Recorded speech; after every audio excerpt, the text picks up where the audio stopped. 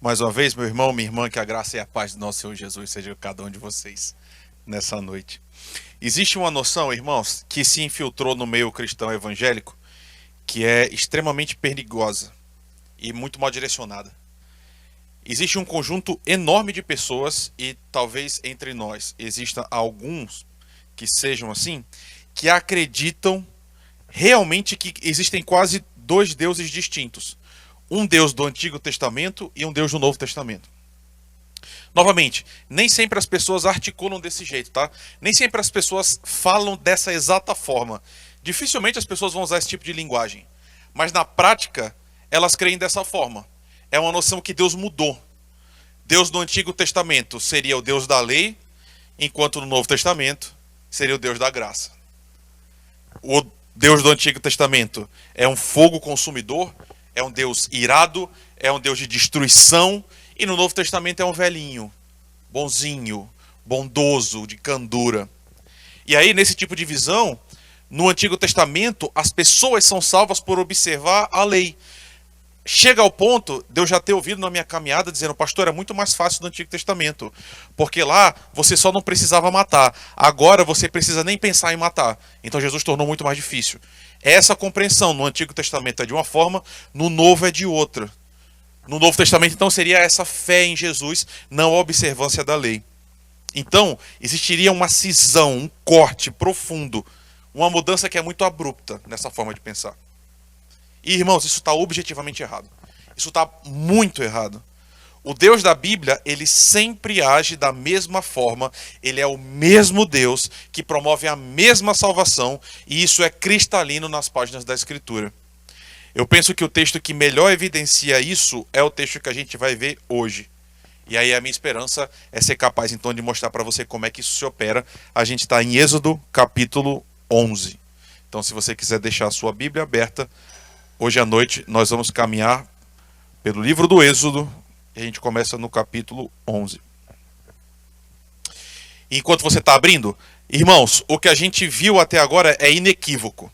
A história é: Deus está libertando o seu povo por pura graça. A história começa com: Deus ouviu o clamor, Deus ouviu o povo. E aí ele chama Moisés e diz: Moisés, chega, eu decidi libertar Israel. Então perceba, foi pura graça, começa com Deus. É ele que toma a iniciativa. Nada no povo de Israel é digno de salvação, irmãos. Eles não obedeceram à lei, eles nem tinham a lei. Mas mesmo assim Deus quis salvá-los. Então a salvação não é a resposta, ela é o começo da história. E aí a gente viu então, nesses primeiros 10 capítulos, que Faraó, que é o arquétipo de Satanás, esse que é o grande inimigo que está impedindo o povo de sair, esse homem por pura dureza de coração, por livre vontade, vai impedindo a obra de salvação de Deus de se fazer. Então até aqui, 9 vezes deu a ele chances de se arrepender. Deus 9 vezes chama Faraó e diz: Faraó, deixa o meu povo ir. 9 chamados de graça, 9 humilhações dos deuses do Egito, mas Faraó obstinadamente decide enfrentar o Senhor. E aí a pergunta dele: quem é Deus? Finalmente vai ser respondida. Lá no começo, Faraó diz: quem que é esse Deus para que eu obedeça? Desprezando. Hoje chegou o dia da resposta. E é uma resposta terrível, como a gente vai ver. Então a gente está no capítulo 11, versículo 1. O Senhor disse a Moisés: trarei só mais uma praga sobre Faraó e sobre o Egito. Então ele os deixará sair daqui. E quando deixar que vocês saiam, é certo que que ele os expulsará totalmente. Fale agora aos ouvidos do povo que todo homem peça ao seu vizinho, que toda mulher peça à sua vizinha objetos de prata e de ouro. E o Senhor fez com que o povo encontrasse favor da parte dos egípcios. Além disso, o próprio Moisés era homem famoso na terra do Egito, aos olhos dos oficiais de Faraó e aos olhos do povo. Moisés disse: assim diz o Senhor, perto da meia-noite passarei pelo meio do Egito. Tem misericórdia de nós, Senhor. Nós somos aqui uma parte do teu povo reunido. A gente saiu de casa porque a gente quer escutar Jesus Cristo, Senhor.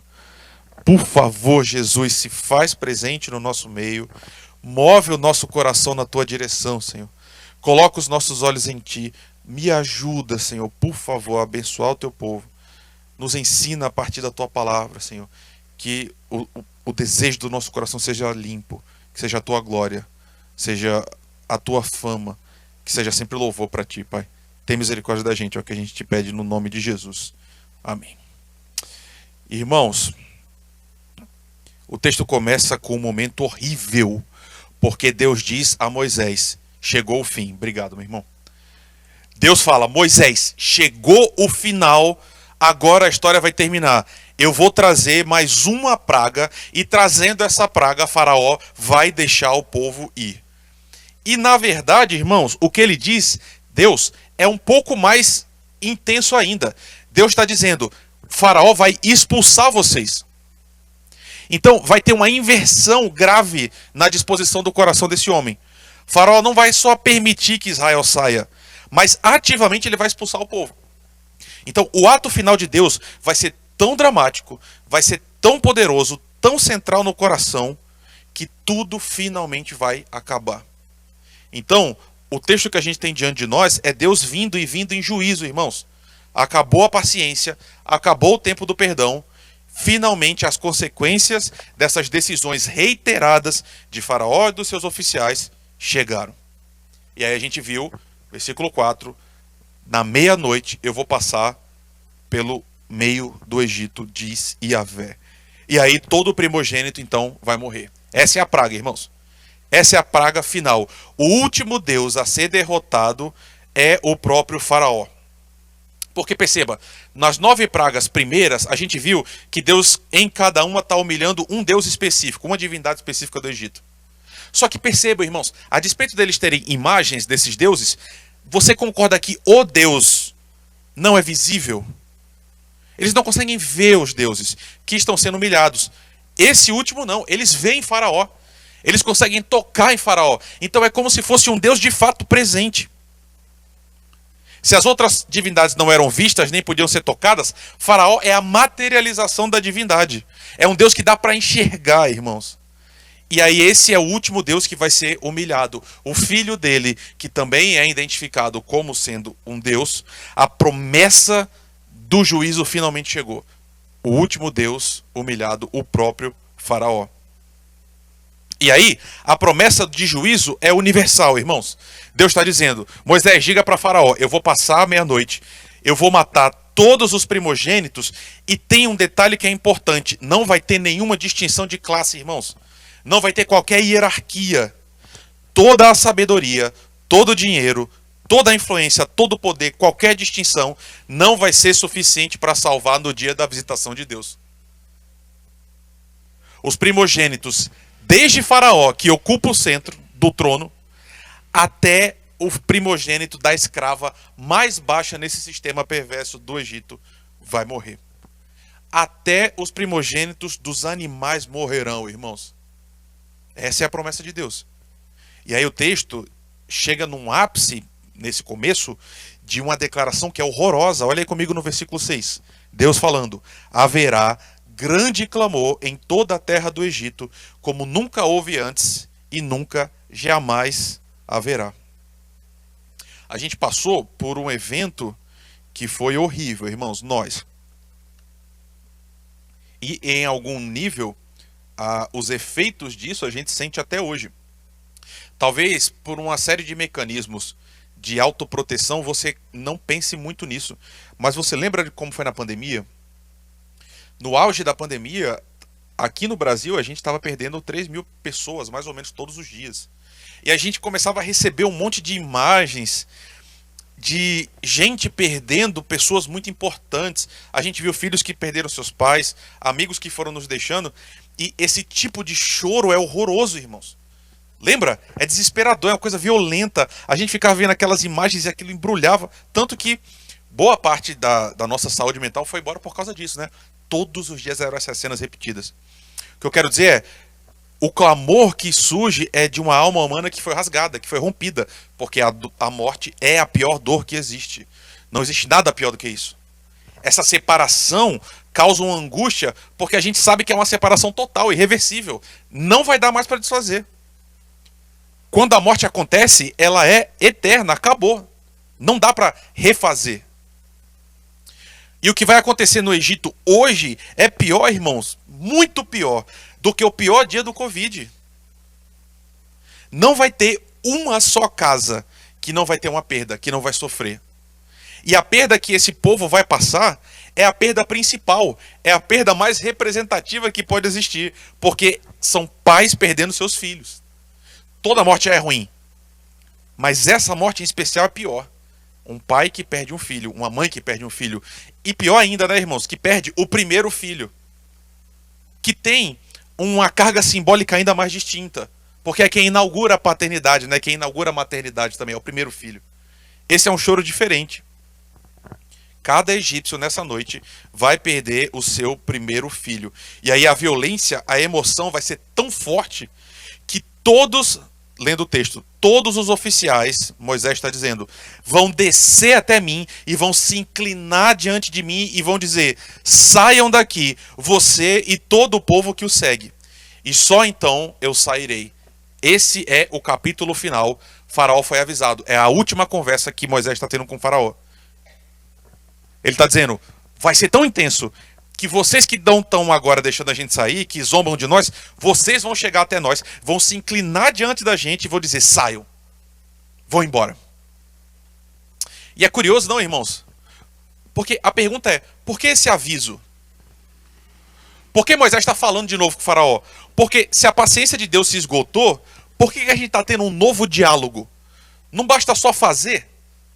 Deus não podia só simplesmente aparecer e efetuar juízo? E aí perceba, irmãos, que de forma implícita, porém de uma maneira muito clara, é o último chamado de Deus ao arrependimento. Em algum nível, Faraó está tendo a última chance. Diz assim, não, eu vou refazer, eu vou reorientar o meu olhar. Ainda dá tempo de fazer alguma coisa. Moisés sai da presença de Faraó. E a gente sabe a história, esse homem não vai mudar de opinião, né? Mas tem uma ressalva importante. Eu disse que esse juízo de Deus vai ser universal, mas tem uma exceção. Ela está no versículo 7. Porém, contra nenhum dos filhos de Israel, desde os homens até os animais, nem mesmo um cão rosnará, para que vocês saibam que o Senhor fez distinção entre os egípcios e os israelitas. Que coisa, não, irmãos? Moisés está dizendo, vai ter salvação. E essa salvação vai vir do próprio Deus. A última conversa. Daqui para frente, Moisés e Faraó finalmente vão se separar. E aí, a gente está lendo um texto. Qual é a nossa expectativa, irmãos? O que a gente espera que vai acontecer agora? Depois dessa conversa, desse embate, nós que somos leitores, esperamos que venha o quê?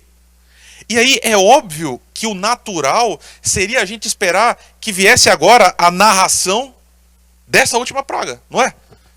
A praga foi anunciada, Deus disse que vai acontecer. O que vai vir agora? O cumprimento. Só que não é isso que aparece, irmãos. Depois de tudo explicado, depois de tudo dito, finalmente então a gente vai ver o juízo final de Deus, a batalha final. Mas não é isso que acontece. Existe uma inserção aqui, existe um material que parece que está deslocado, irmãos. E é por isso que você está aqui na quinta. É por isso que a gente fala no maior detalhe. Porque perceba como esse texto está contando para a gente uma história. No meio dessa contação, Moisés vai se deter e vai colocar um tipo diferente de texto. O capítulo 12 tem outra coisa, não é apenas a continuação da história. A gente tem aqui, irmãos, uma liturgia. A gente tem um capítulo no meio da narrativa que é um capítulo de liturgia, um capítulo litúrgico. O que isso significa? É um rito, irmãos. A história vai ser pausada para a gente receber a instituição de um sacramento. Um ritual que o povo vai repetir agora sempre. E essa inversão faz toda a diferença, irmãos. A organização do texto, dessa forma, está gritando uma coisa para a gente sobre quem é o nosso Deus. O que vai acontecer agora, esse episódio, ele é tão central, ele é tão importante, que de uma maneira muito concreta vai fundar o povo. A despeito de, obviamente, os indivíduos já existirem, Israel como nação está surgindo agora, irmãos. É esse episódio, é essa última praga, é a saída do Egito que vai fazer com que Israel nasça como nação. Como é que a gente sabe disso? Olha como começa o capítulo 12.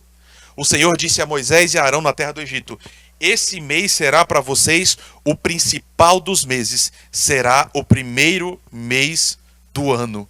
Olha que coisa incrível, irmãos.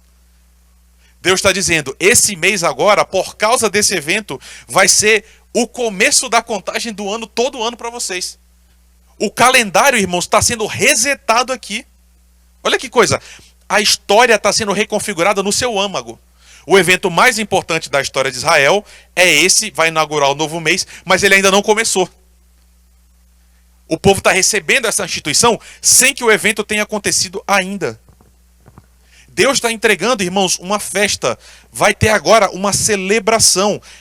É o que a gente vai receber agora. A gente tem aqui a instituição da Páscoa, irmãos. Olha só. Deus está dizendo, versículo 3, falem a toda a congregação de Israel, dizendo, no dia 10 deste mês, cada um tomará para si um cordeiro, segundo a casa dos pais, um cordeiro para cada família.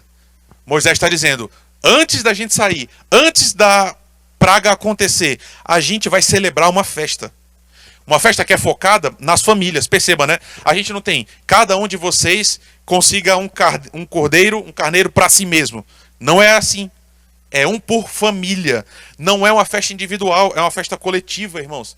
É uma festa familiar. Uma estrutura que se organiza ao redor das famílias. Se a família for pequena demais para um cordeiro, Deus está dizendo, se junte com seu vizinho. Mas perceba, a ideia é, estejam juntos. Se unam nessa noite. E existe um centro nessa celebração. Tem um centro gravitacional que aglutina todo olhar. Que é o cordeiro, irmãos. O cordeiro é o centro dessa festa. Deus está dizendo, vocês vão pegar um cordeiro e ele tem que ser um animal sem defeito. Cada família vai precisar de um cordeiro. E aí, olha que coisa, aos 14 dias do mês, então o cordeiro é selecionado no primeiro, 14 dias depois, todo Israel vai se juntar. A nação inteira, ao mesmo tempo, vai participar conjuntamente de um ato. Qual é? Eles vão matar esses cordeiros que foram separados. O centro da festa é a morte desse animal que foi separado para cada família, irmãos. E existe um componente aqui, síncrono, que é importante. Síncrono é o quê? Todo mundo está fazendo ao mesmo tempo. Porque o texto vai dizer, quando chegar no crepúsculo, no final do dia, vocês vão matar o cordeiro, todos juntos. E sabe, todos os anos, eu sei que algumas pessoas acham isso meio bobeira, e eu aceito, não tem problema. Mas eu sempre me emociono no Réveillon, irmãos, todo ano. Porque quando os fogos começam, eu tenho essa sensação muito concreta que está todo mundo vivendo a mesma coisa ao mesmo tempo. Mais do que qualquer outra festa, a gente tem um marco muito específico e está todo mundo se alegrando, todo mundo se abraçando, uma esperança compartilhada, porque todo mundo está na festa ao mesmo tempo vivendo a mesma coisa. É exatamente o que está acontecendo aqui, só que o senso de união é ainda mais aprofundado. A nação inteira está fazendo junta a mesma coisa. Por toda a nação, em cada ano, exatamente no momento em que o sol se põe, toda a nação de Israel está junta. As famílias estão reunidas, os vizinhos estão reunidos e eles têm um objetivo só. Eles vão matar um cordeiro. Então vai haver um sacrifício nessa noite. E aí, o sangue do cordeiro derramado vai ser posto nas ombreiras, nas partes laterais da porta, da caixa da porta, e na viga superior. Todo mundo vai estar dentro de casa. Todas as famílias reunidas. No ambiente interno. O sangue marcando a porta de cada uma dessas casas. E aí, Deus continua a instrução e ele diz que o cordeiro deve ser consumido. Ele vai ser alimentado. E ele vai nutrir o povo, que vai comer esse cordeiro com pães sem fermento e com ervas amargas. Um cordeiro que tem que ser totalmente consumido, totalmente destruído. O texto é muito claro. Cabeça, pernas, vísceras, tudo. Deus está dizendo, vocês não vão deixar nada para o dia seguinte. Tudo tem que ser queimado, tudo tem que ser totalmente destruído. E aí olha no versículo 11 comigo. É assim que vocês devem comê-lo, já prontos para viajar, com as sandálias nos pés e o cajado na mão. Comam depressa, essa é a Páscoa do Senhor. Comam depressa, é a Páscoa do Senhor. Que literalmente, o que significa a Páscoa, irmãos? É a passagem. Literalmente significa passar por. É o dia da passagem. Eu não sei se você está me acompanhando, mas o que eu estou dizendo para você é o seguinte: Israel, o que Israel está celebrando, está se dando no dia do juízo, irmãos. No dia da retribuição. Porque passar pode ter dois significados. Pode ter a noção que Deus vai passar, ou seja, ele está vindo nas casas. Quando ele vê o sangue, ele passa por essa. Essa é uma compreensão. Mas tem outra, que é a passagem de Deus pela terra do Egito. É o dia que Deus está passando. É o dia que Deus veio. É o dia que Deus está visitando o mundo. Irmãos, a gente está vendo aqui o dia do juízo. É o fim da paciência misericordiosa de Deus. Olha o versículo 12. Porque naquela noite passarei na terra do Egito e matarei na terra do Egito todos os primogênitos, tanto das pessoas como dos animais, e executarei juízo sobre todos os deuses do Egito. Eu sou o Senhor. Essa é a palavra, irmãos. De novo, eu sou o Senhor. Finalmente, a pergunta de Faraó vai ser respondida. Só que vai ser respondida do jeito mais terrível possível. Porque se antes Faraó não conhecia Deus, agora ele vai conhecer. Mas vai conhecer Deus, Deus vindo como retribuição. Deus vai se mostrar. Ele vai dizer, você agora quer saber quem eu sou? Você vai ver. Dessa forma, irmãos. Finalmente Deus vai se revelar. Eu sou o Senhor. Então percebam, queridos, existe uma questão central. Deus vai passar pelo Egito. Deus vai visitar o Egito. E eu estou te falando que a gente costuma imaginar, irmãos, uma visitação de Deus como uma coisa maravilhosa. Como um evento lindo, cheio de muita alegria. Irmãos, a gente está vendo, e eu nem quero... eu tenho que ter cuidado com isso. Eu não estou criticando dizendo que está errado. Mas a gente está vendo agora uns eventos em que as pessoas ficam dizendo: vem Deus, vem visitar, vem passar no nosso meio, vem estar entre nós. E é sempre uma noção de, se Deus vier, quando Deus vier, a gente vai ter uma experiência apoteótica, que vai arrebatar o nosso coração. A gente vai ver algo lindo como nunca viu, beleza como nunca vimos antes. Mas, irmãos, quando a Bíblia se refere ao dia do Senhor, ao dia da sua vinda, as descrições quase sempre são de juízo, irmãos. Deus está no nosso meio não é uma boa ideia, num primeiro momento. Depende da nossa condição. Dependendo como você estiver diante de Deus, o fato de Deus vir e passar é uma coisa horrorosa. Saber que Deus está vindo não é uma boa notícia para quem não se relaciona com esse Deus, irmãos. É o pior dia possível. Toda a literatura profética diz isso. Apocalipse vai dizer exatamente a mesma coisa.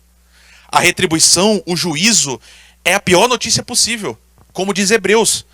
O livro de Hebreus, que se relaciona profundamente com Êxodo, vai dizer: terrível coisa é cair nas mãos do Deus vivo, irmãos. Imagina, Deus vai passar. Deus está passando pela nossa rua, pela nossa nação. Apocalipse, perceba, né, essa noção de que, como eu te falei no começo, algumas pessoas acham que Deus é de um jeito no velho, de outro jeito no novo. Apocalipse usa essa exata mesma linguagem, só que ainda mais aprofundada. A mesma noção no Antigo Testamento é reproduzida no Novo Testamento. O dia do Cordeiro é um dia terrível, irmãos. Lembra das descrições? Os homens vão tentar se esconder, vão pedir para que os montes caiam sobre si, porque ninguém consegue suportar o dia da vinda do Cordeiro. É o dia da visitação de Deus. Deus está vindo. Quem é que pode suportar a vinda de Deus? Como é possível ser salvo quando Deus vem visitar? E aí a gente chega no centro do texto de hoje, que é o centro da Escritura. A parte mais importante. Deus está vindo. Ele vai trazer juízo. Ele vai trazer morte, retribuição. Como é que pode Como é que alguém pode se salvar desse momento tão terrível? Versículo 13. O sangue será um sinal para indicar as casas em que vocês se encontram. Quando eu vir o sangue em que vocês se encontram, passarei por vocês, e não haverá entre vocês praga destruidora quando eu ferir a terra do Egito. Este dia lhe será por memorial, e vocês celebrarão como festa do Senhor, e de geração em geração vocês celebrarão esse dia por estatuto perpétuo. Esse é o centro do relato, irmãos. Para um povo, existe sim um motivo de alegria, de celebração, de vitória. Realmente é uma festa, mas só festeja esse dia o povo que está protegido pelo sangue do Cordeiro. Percebe? Sem o sangue do Cordeiro, esse dia é a pior notícia que tem. Mas em havendo o sangue do Cordeiro, é a maior festa que existe. Aqui está a separação. Essa é a história do mundo inteiro. Não existe absolutamente nada que possa salvar alguém a não ser o sangue do Cordeiro. Quando Deus passa, só há salvação para aqueles que tomaram sobre si o sinal. Para esses, a passagem de Deus não toca. Unicamente aqueles que os umbrais da porta foram tingidos com sangue. E perceba, tente imaginar, o sangue está na parte de cima e nas laterais. Em cima e nas laterais de uma porta. Você imagina, você entende a figura. Percebam, irmãos, notem o que é que salva. Essa é a parte importante. Crente, você que acha que no Antigo Testamento o povo era salvo pela lei e depois passou a ser salvo pela graça. A gente está vendo a história da salvação do povo de Israel. O que é que salva o povo aqui? É o cumprimento da lei, irmãos? A gente está vendo a época da lei. Repito, nem tem lei ainda. Moisés nem recebeu a lei, nem passou para o povo. O povo vai ser salvo por cumprir a lei? Qual é o eixo da salvação? Irmãos, é graça. Sempre foi graça. Sempre é pela graça. É sempre o mesmo Deus que salva exatamente do mesmo jeito. No Antigo Testamento e no Novo também. Todos aqueles que creram na visitação e confiaram no sangue do Cordeiro foram salvos. Todos, sem exceção. O que eu estou te falando? Perceba, Moisés disse, Deus está vindo, gente. E se ele vier e você estiver desprotegido, você vai se perder. Todos que acreditaram nessa história e por isso pintaram as suas portas com o sangue do Cordeiro, todos foram salvos. Salvos por quê? Pela fé, eles confiaram, Deus está vindo mesmo. Eu acredito nesse Deus. E eu acredito na salvação desse Deus. Eu quero participar dessa salvação. É assim que se dá. No Antigo Testamento e no Novo. Porque perceba, irmãos, a gente está indo agora para uma parte do texto que não está explícito. Mas muito provavelmente foi assim que se deu. É possível que um israelita tenha menosprezado os avisos, irmãos? É possível que alguém do próprio povo tenha dito assim, que história é essa? Quem é esse Moisés? Que papo é esse de cordeiro, de sangue? Não. Eu vou sujar minha casa? Não. Claro que não. Eu sou israelita. Eu faço parte do povo. Eu sou protegido. O que vai salvar o meu povo vai salvar a mim também. Eu não vou colocar sangue nenhum. Eu não vou sacrificar cordeiro nenhum. E quando Deus passa pela terra e não vê o sangue do cordeiro, o que acontece com esse israelita que não confiou, irmãos? Percebe? Esse que confia em si mesmo, esse que menospreza os avisos de Deus, que confia na hereditariedade, nos títulos, no poder, na força. Morte encontra morte também. Só que o contrário também é verdade. Repito, isso não está explícito no texto. Mas se você olhar um pouco mais à frente do relato, quando eles efetivamente saem, olha aí, eu quero que você veja para você não achar que eu estou mentindo. Capítulo 12, versículo 38. Saiu também com eles, ou seja, com Israel, um misto de gente. Olha só, quando o povo for sair, eles saem, mas outras pessoas foram também. Que outras pessoas são essas, irmãs? Provavelmente são egípcios também. O que eu quero te falar? É possível inferir que alguns egípcios ouviram a voz de Deus. Lá no começo com Faraó, já eles estão dizendo, Faraó, esse aqui é o dedo de Deus. Alguns deles recolheram os seus animais quando a praga da chuva foi predita. Eles estão acreditando em Deus. É possível que alguns deles tenham pintado suas portas também. Ou, se não pintaram, é possível que eles chegaram para os israelitas e disseram, por favor, a gente também quer participar da salvação.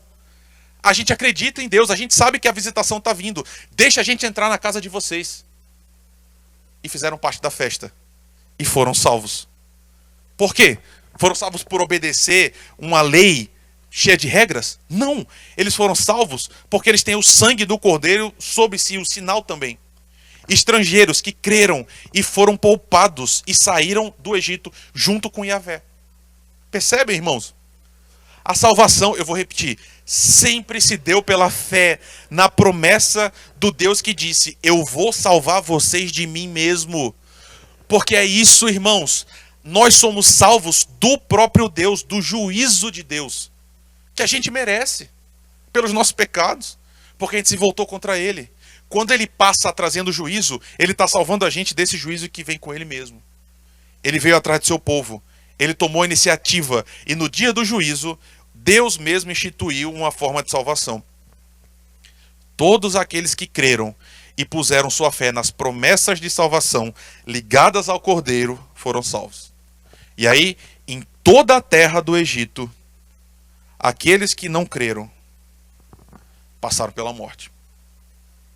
Morte, dor e choro. Toda a terra do Egito. E entre Israel, festa. Uma festa da salvação, irmãos. Uma festa do povo de Yahvé. O que eu estou tentando insistir com você há 2 anos é que, irmãos, essa é a mesma história. A Bíblia conta uma única história. É isso que a gente está vendo na escola dominical. A história é uma só, irmãos. Esse texto, da minha perspectiva, a despeito de ter momentos difíceis, é um texto lindo. Eu acho ele lindo. Mas esse quadro ainda é um quadro muito pálido daquilo que vai ser a verdadeira salvação de Deus.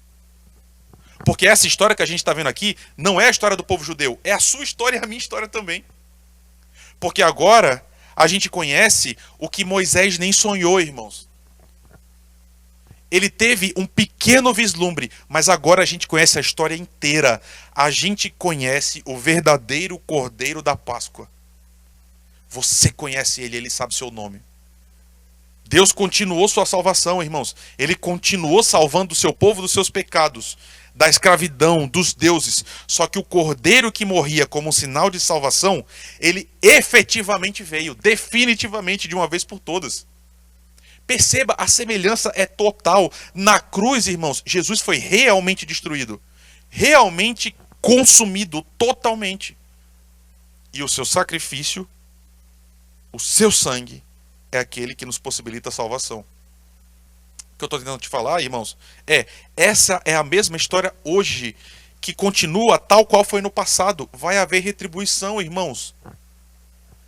A gente está vivendo num mundo que está esperando a visitação final de Deus, e ela vai acontecer, irmãos. Deus vai vir.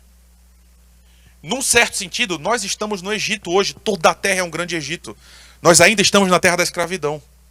Mas Deus está vindo, irmãos. E ele vai vir com juízo. Só que o juízo agora vai ser diferente. O primeiro morreram os primogênitos. Agora o juízo final de Deus vai vir sobre toda a carne. Todos aqueles que, à semelhança de Faraó, vão endurecer seu coração e rejeitar esse Deus, vão enfrentar um juízo muito pior do que o juízo que os egípcios enfrentaram. Deus vai vir, ele vai passar e ele vai visitar todo mundo, irmãos. E quando eu falo todo mundo, é todo mundo. Deus vai visitar toda a carne. Vai visitar você, vai visitar a mim também. A pergunta é, como é que a gente pode se salvar? Como é que a gente pode ser liberto? E aí, o que é lindo nesse texto é que a salvação acontece hoje da mesmíssima forma que sempre foi. Do Deus da graça. Não da lei. A gente é salvo pelo sangue do Cordeiro. O mesmo Cordeiro do passado que hoje nos salva. Jesus Cristo. Aquele em que a gente coloca a nossa fé. Sempre, irmãos. Sempre. E por causa dele, no dia que Deus passar, pra gente é um dia de festa. Porque acabou o Egito. E agora a gente vai sair. A nossa salvação não se dá por uma obediência perfeita, irmãos. É a mesma história sempre. Nós não vamos ser salvos porque nós somos presbiterianos, porque nós somos reformados, porque nós temos os símbolos de fé, as confissões. Todos aqueles que creem nesse Deus que se revela e se colocam dentro da casa marcada pelo sangue de Jesus, todos esses são salvos. São aqueles que ouvem, que respondem. Esse é o verdadeiro povo de Deus, não o povo judeu, mas a igreja. Essa é a que responde à voz desse Deus. E aí, irmãos, tem mais um detalhe que é fundamental para a gente. Percebam uma coisa. Isso é tão importante, queridos. A festa, ela veio antes da libertação. Por isso que eu falei para você que o texto está deslocado. O que a gente esperava? Moisés avisa Faraó. a visitação acontece, e aí depois a gente tem a instituição da Páscoa. Não foi assim. Deus mandou a festa antes. Deus disse, façam coisas antes de eu efetivamente passar. E aí a gente tem essa instituição, essa celebração. O rito, irmãos, veio antes. Foi Deus que entregou. O povo senta e celebra uma salvação que ainda não veio, mas que vai vir. Perceba, naquela noite, na primeira Páscoa, eles todos colocaram a roupa, amarraram os cintos, prepararam a bagagem para uma salvação que ainda não tinha chegado. O anjo não tinha passado. Não tinha morrido ninguém. E todo o povo unido, cada um na sua casa, estava pronto para sair. Já festejando, já celebrando, comendo esse cordeiro, comendo os pães sem fermento, as ervas amargas. Israel recebeu uma festa que é para ser celebrada todos os anos como um memorial eterno. Mas ela veio antes da libertação concreta. O povo não tinha sido liberto e depois celebrou. Ele primeiro celebrou e depois foi liberto. Isso significa que o povo festejou em fé. Festejou acreditando que viria uma libertação que ainda não tinha chegado plenamente. Eu não sei se você consegue perceber a grandeza do que isso significa, irmãos. Mas hoje a gente faz literalmente a mesma coisa. É por isso que a gente hoje vai participar da ceia. Porque milênios depois, quando o Cordeiro finalmente veio e morreu de uma vez por todas, ele disse, eu vou ensinar para vocês qual é a verdadeira Páscoa. Vocês não vão precisar mais ficar matando um cordeiro e comendo pães sem fermento e comendo ervas. No dia que o cordeiro foi efetivamente morto, o cordeiro final, de uma vez por todas, ele sentou para celebrar essa exata... Irmãos, não tem texto mais lindo no mundo. Essa história que a gente está lendo aqui foi a história que Jesus viveu no seu último dia na terra, seu ministério. Essa história é a história que estava sendo celebrada lá em Jerusalém. Jesus e seus discípulos. Chegou a hora de comer a Páscoa. Chegou a hora de celebrar a salvação de Deus. Jesus senta e diz, eu esperei ansiosamente para comer com vocês. E aí ele vai ensinar agora a Páscoa de verdade, que é o que a gente celebra até hoje. E aí eu estou tentando te mostrar o seguinte, a gente literalmente faz a mesma coisa. Toda a ceia é uma rememoração de uma salvação que já veio, mas que ainda não. A gente hoje vai sentar para celebrar que nós fomos salvos. E nós já fomos salvos, irmãos? Sim. Mas nós já fomos salvos?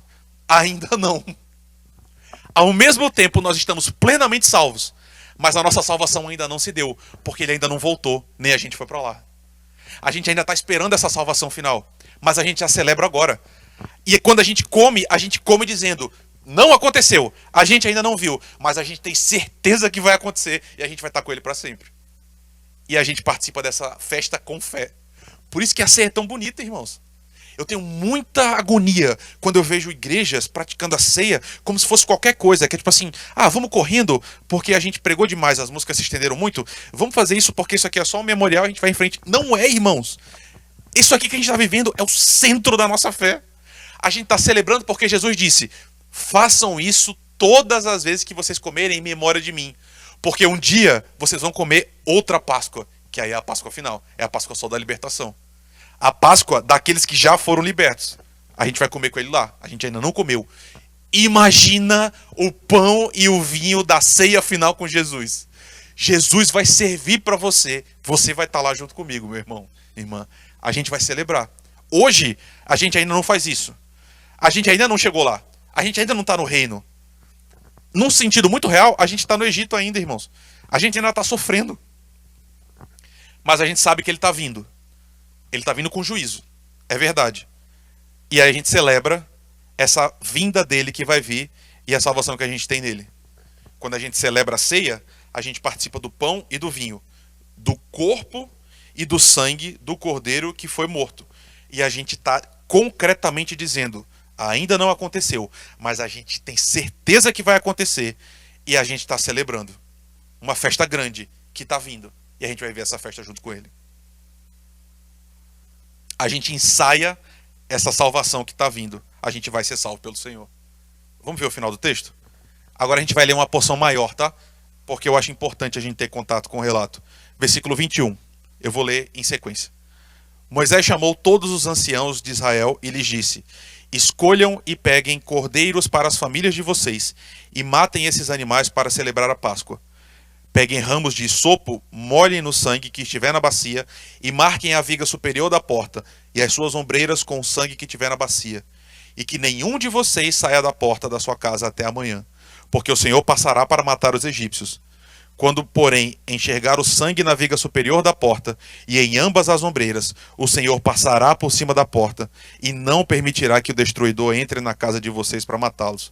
Portanto, guardem isto por estatuto perpétuo para vocês, para os seus filhos para sempre. Quando estiverem na terra que o Senhor lhes dará, como prometeu, observem esse rito. Quando os filhos perguntarem que rito é esse, respondam: é o sacrifício da Páscoa do Senhor, que passou por cima das casas dos filhos de Israel no Egito, quando matou os egípcios e livrou nossas casas. Então o povo se inclinou e adorou, e os filhos de Israel fizeram como o Senhor havia ordenado a Moisés e a Arão. Essa foi a ordem do Senhor, irmãos. E foi assim que Moisés procedeu. E existe um elemento muito importante nas festas. A gente tem aqui uma rememoração didática, irmãos. É um dos elementos mais fortes da comunicação da fé para as próximas gerações. Porque eles estão dizendo: quando vocês celebrarem, os filhos de vocês vão perguntar: por que a gente está fazendo isso? E vocês vão contar. Essa história da salvação, vocês vão repetir. E é por isso, meus irmãos, que aqui nessa igreja, o que a gente faz é chamar as crianças para participarem da ceia. Elas não participam dos elementos, mas elas estão sempre aqui, vendo, porque elas estão ouvindo de novo essa história. E elas estão aprendendo com a gente. E é o nosso papel dizer para elas: a nossa salvação se dá dessa forma. E dizer: filho, senta aqui. A gente hoje está celebrando um Jesus que vai voltar. E vai voltar para buscar a gente. Então, eu espero que... Agora é um pedido, tá, irmãos?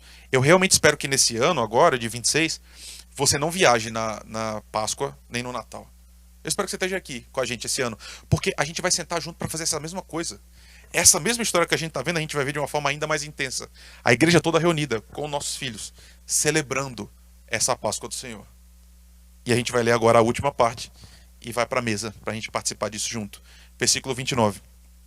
Aconteceu que, à meia-noite, o Senhor matou todos os primogênitos na terra do Egito, desde o primogênito de Faraó que se assentava no seu trono, até o primogênito do prisioneiro que estava na cadeia, e todos os primogênitos dos animais.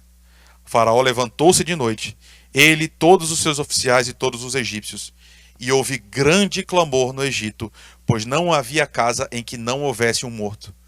Então, naquela mesma noite, Faraó chamou Moisés e Arão e lhes disse: levantem-se, saiam do meio do meu povo, vocês e os filhos de Israel. Vão e adorem o Senhor, como vocês disseram. Levem também com vocês as suas ovelhas, o seu gado, como vocês pediram. Vão embora e abençoem também a mim. Os egípcios insistiram com o povo para que saísse da terra o mais depressa possível, pois diziam: todos vamos morrer. O povo pegou a massa de pão antes que levedasse, e as suas amassadeiras atadas em trouxas com roupas sobre os ombros. Os filhos de Israel fizeram conforme a palavra que Moisés havia dito, e pediram aos egípcios objetos de prata, de ouro e roupas. E o Senhor fez com que o povo encontrasse favor da parte dos egípcios, de maneira que esses lhe davam o que pediam e despojavam os egípcios. Assim os filhos de Israel partiram de Ramassés para Sucote, e eram cerca de 600.000 a pé, somente homens, sem contar mulheres e crianças. Versículo 40. Ora, o tempo em que os filhos de Israel habitaram o Egito foi 430 anos. Aconteceu que, ao final de 430 anos, nesse mesmo dia, todos os exércitos do Senhor saíram da terra do Egito. Essa noite será dedicada ao Senhor, porque nela os tirou da terra do Egito. Essa é a noite do Senhor, que todos os filhos de Israel devem comemorar de geração em geração. A gente tem aqui, irmãos, a derrota final dos egípcios. Esse foi o juízo de Deus. Daqueles que não ouviram. Deus passou, irmãos. E quando ele passou, ele deixou atrás de si as consequências da dureza do coração. Houve salvação para Israel, mas pranto e dor horríveis àqueles que não ouviram o chamado ao arrependimento. Então, a questão inicial de base se impõe, irmãos. O Deus do Antigo Testamento é diferente do Novo Testamento? Eu espero que você tenha percebido que a ação de Deus é sempre a mesma, irmãos. Deus sempre foi amor, sempre foi graça, sempre foi perdão, sempre foi paciência. Deus, desde o jardim, está buscando os seres humanos de volta. 9 vezes o Senhor deu a chance a Faraó e aos egípcios. A gente vê hoje que 10 vezes, né? O juízo, inclusive, veio para todos, irmãos, porque esse é um detalhe que é importante. Imaginar que o Senhor puniu arbitrariamente um povo e salvou o outro por capricho é ler errado esse texto. O Senhor não puniu os egípcios e ignorou Israel. O Senhor puniu os egípcios e puniu Israel. O pastor Freire fez referência esses dias disso. Israel foi punido também, irmãos. Israel também seria destruído pela 10ª praga. O Senhor veio com retribuição para todo mundo. A punição foi geral.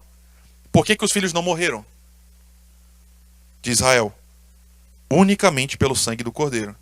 A punição veio, só não veio nos filhos de Israel, veio no Cordeiro. Ele foi punido, ele morreu.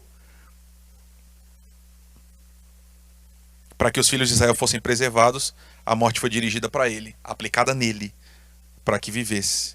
Então, irmãos, percebem? Só existe salvação se alguém morrer no nosso lugar. O Novo Testamento diz exata e precisamente a mesma coisa. O Êxodo foi esse evento inaugural da grande história de salvação, uma história que acontece aqui, hoje, agora. A gente está a poucos minutos da meia-noite, irmãos, como mundo. A gente está no fim da história, irmãos, mesmo. Deus vai passar pela terra novamente, irmãos. E aí, esse Deus bonzinho, fofinho, esse Deus contido, um Deus que vai ser só da graça, esse Deus simplesmente não existe, irmãos. Ele vem com furor. Jesus vai voltar em ira, fogo e vingança, irmãos. O dia do Senhor é algo terrível. Quem é que consegue escapar? A gente vai para a mesa agora e a questão é justamente essa. Onde é que você está nessa história toda? Porque a meia-noite está chegando. Vai ter choro, ranger de dentes. Hoje, alguns de nós estão dentro da casa e o sangue já está nos umbrais, esperando essa salvação que vai vir. A todos que estão dentro de casa, meus irmãos, não existe um perigo sequer. Esse dia vai ser terrível, mas por causa de Jesus Cristo, para você o Senhor não vai vir com fúria, mas vai vir em amor, para te resgatar para sempre. Todos os que se refugiam no sangue de Jesus aguardam essa libertação. A gente não vai morrer, a gente vai embora para o reino, para a terra prometida. Eu espero que você tenha posto sua fé em Jesus já. Nada além dele pode te salvar. Eu não sei, a gente nunca sabe, mas se alguém entre nós ainda não é cristão, não confia em Jesus, hoje é dia de você se entregar a Jesus Cristo, porque ele está vindo e não vai ser bonito quando ele vier. A todos vocês, meus irmãos, que já fizeram, lembre, a festa que antecipa é a festa que a gente já celebra e vai celebrar hoje de novo. A gente vai ser liberto, o Egito vai acabar, irmãos, o Senhor vai passar, vai trazer retribuição. A gente hoje come com pressa, porque ele está vindo.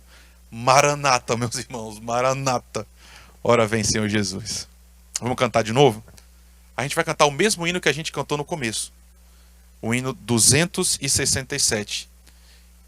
Eu não sei se você tem a letra, eu espero que você consiga abrir aí no seu celular, na sua Bíblia, hino 267 do Novo Cântico.